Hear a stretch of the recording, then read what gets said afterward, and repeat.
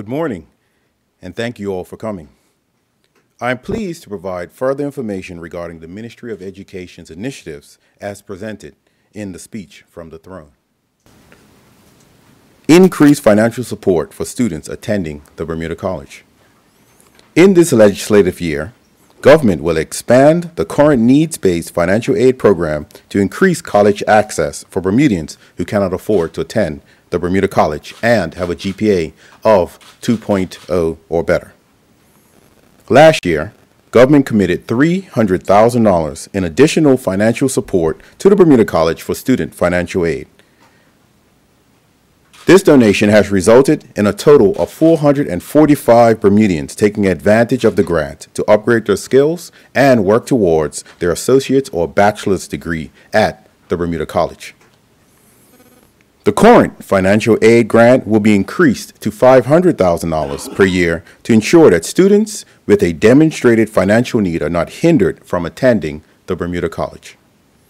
These students will include, but are not limited to, students whose parents are currently receiving financial assistance from the government, foster care students, ex-foster care students, and those who have been recently in the judicial system. Such a program will assist in breaking generational cycles of families being on financial assistance and promote college realization to those individuals who may not otherwise consider furthering their education. The College Promise Initiative. Government will introduce a merit-based College Promise program for Bermudian students graduating from public high school with a GPA of at least 3.0 to attend the Bermuda College, tuition free. The College Promise Initiative will incentivize college attainment by rewarding students with financial support to attend the Bermuda College. Some of the proven benefits associated with similar programs are increase in college access and attainment, fosters a college-going culture in the K-12 school system, helps families understand that college is attainable and affordable because tuition will not have to be paid from constrained family resources, encourages local economic development with a more educated citizenry. It is estimated that a maximum of 60 students from the Bermuda public school system will be eligible for the College Promise program at a cost of around $279,000 per year. Middle school and signature school consultation.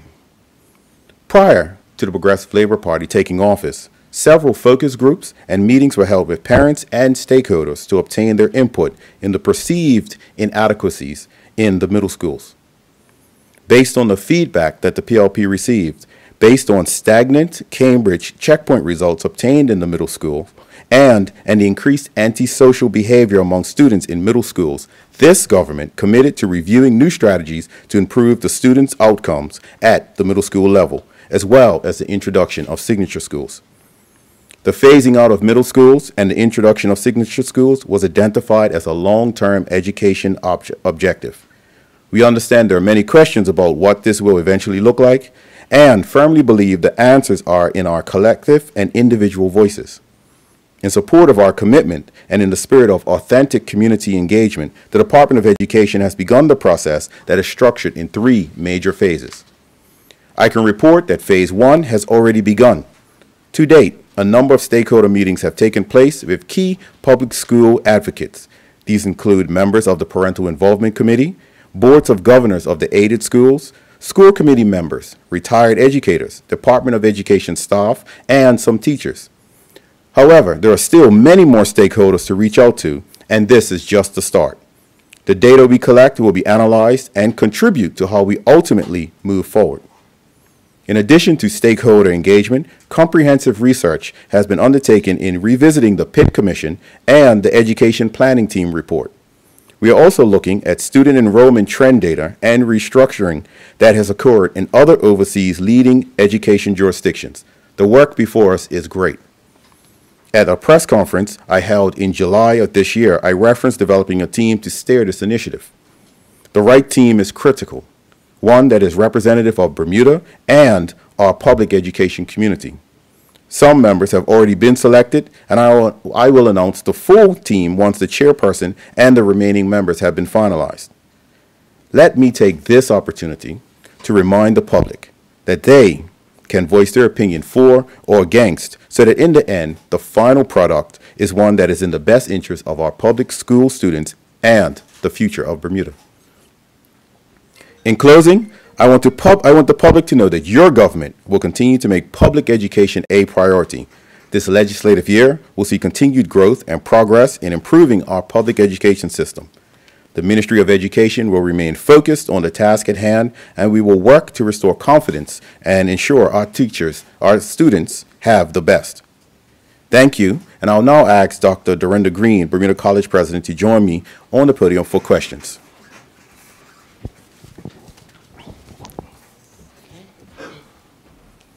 Thank you. Members of the media, questions? Paul?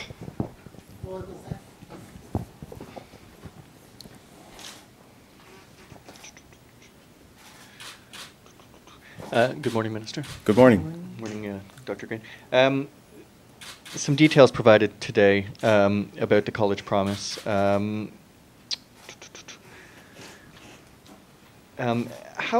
do we have a number as to how many students roughly would be obtaining a 3.0 in the graduating class who wouldn't be attending other post-secondary schools? I'm just wondering how many students we think will be benefited by the College Promise. Well, as the press release stated, we estimate that it's about 60 students that are on track to graduate with a 3.0 this year. Okay. Are there any stipulations attached to those scholarships? Do students, once they're at Bermuda College, need to keep a certain GPA? Do they have to focus their studies in a certain area? Once they're admitted into Bermuda College, they will have to adhere to whatever stipulations are in place to remain active student at the college. At the moment, there is nothing that will restrict anyone from taking up any course that they wish to take up. Okay. You discussed some today a little bit on the phasing out of the middle schools and the introduction of the signature schools at the senior level. You said that, some members of the team that's going to be put together to steer the initiative have been selected. Any idea when we can expect to know who those individuals are? As stated in the statement, once the team is complete and the chairperson is selected, an announcement will be made. Sure. I mean, is that something that's weeks off? Is it months off? Any idea? One thing about this process is that we realize that we need to heavily engage and we need to take our time. So once the plan is put in place to move forward, that's when the announcement will be made. Phase 1 is what we're currently doing at the moment, and I do anticipate, and I know the question that you're asking is when, and I do anticipate that to be very soon. We're not going to take it, months and months in advance, but an announcement will be coming to that very soon. Sure. Something also kind of touched on within the comments you've just made this morning. Sorry, if you can just bear with me a second. You kind of expanded. I'm just wondering, what specific studies, research, and data were used to make the decision that the phasing out of the middle schools in favor of these signature schools was the right way to proceed? I'm wondering. As stated within the statement, focus groups, talking to parents, talking to educators happened during when the Progressive Labor Party was in opposition. This was the idea that came out as the best possible option moving forward. However, much research is still to be done, and we will, although we've committed to moving forward with signature schools and the phasing out of middle schools, and it will happen, but we will do it with consultation with all of the stakeholders to ensure that we get this right. We have a golden opportunity to develop a system that is right for Bermuda, by Bermuda, and so we're going to do it right this time. I wonder, because the Hopkins report, in its conclusions, one of the findings it found, and if you'll allow me to read, there is no doubt, for example, that the move to the middle schools was a mistake, but the review team believes that a structural response would only cause more confusion and instability and leave the real issue, the low quality of teaching and learning, untouched. So it seems like the Hopkins report kind of suggested to not phase out middle schools in their report. So you disagree with that finding that they came up with then? The Hopkins report is now just over 10 years old, and we haven't seen our middle school system produce the type of graduates that we would like it to see. So it is that time. Sometimes moving in the right direction isn't as easy and can be a bit painful, but it is time to move in the right direction. The reply to the throne speech that came on Friday, Mr. Cannonier discussed a number of education-related items. I'm just curious what your general thoughts were on some of the ideas that he went over in that statement of his. I found the reply to the throne speech to be quite curious. Some of the initiatives that Mr. Cannonier did mention are currently already in train, and were in train while the OBA was in government. So some of them just caught me not off guard, but just surprised me that they would be brought up as if they were new ideas, but they're actually already in place. The one that stood out to me was the call for the establishment of an independent standards board. What are your thoughts on that? The call for an independent standards board was curious, because we would the former Minister of Education would know that Cedar Bridge is accredited by an independent standards board, an international independent standards board, and so is Berkeley. And he would also know that that is something that has been discussed for the rest of our school system as well already.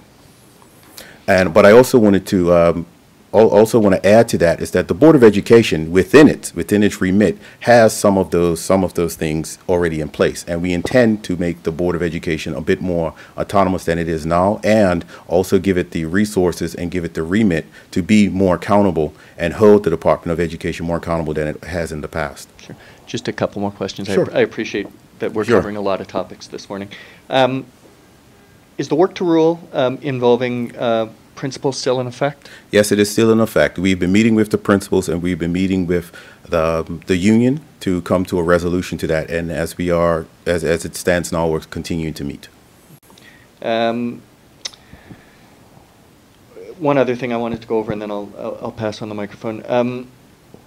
Mike Charles with the Bermuda Union of Teachers last month said regarding the new report card and grading system that's come into effect that teachers had little to no preparation for the system before it was rolled out. Shadow Minister Cole Simons said that teachers were not prepared for the implementation of the new system. I'm wondering what you have to say to that.